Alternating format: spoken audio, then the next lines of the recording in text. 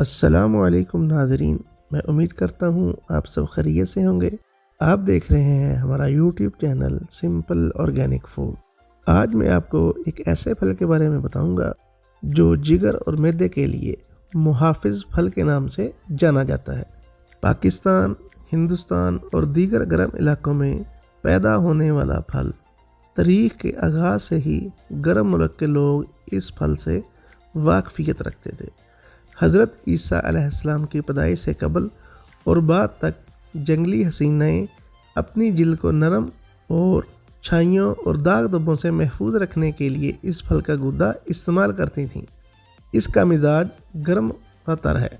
बाज़ अतबा इसे सर्द व तर भी मानते हैं। आप अगर अभी भी नहीं बूझ सके तो इस फल को फ़ारसी में पपीता कहते हैं और अंग्रेज़ी में पापाया कहते हैं।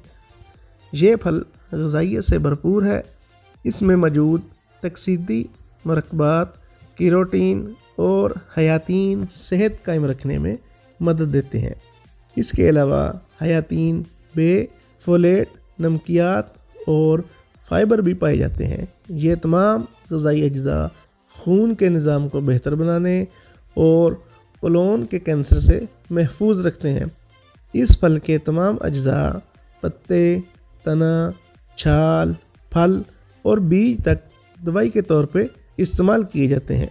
मैं उम्मीद करता हूँ आपको आज की वीडियो पसंद आई होगी और अपनी रोज़मर्रा ज़िंदगी में आप इस फल का इस्तेमाल ज़रूर बढ़ाएंगे। मिलते हैं अगली वीडियो के साथ। अल्लाह हाफिज़।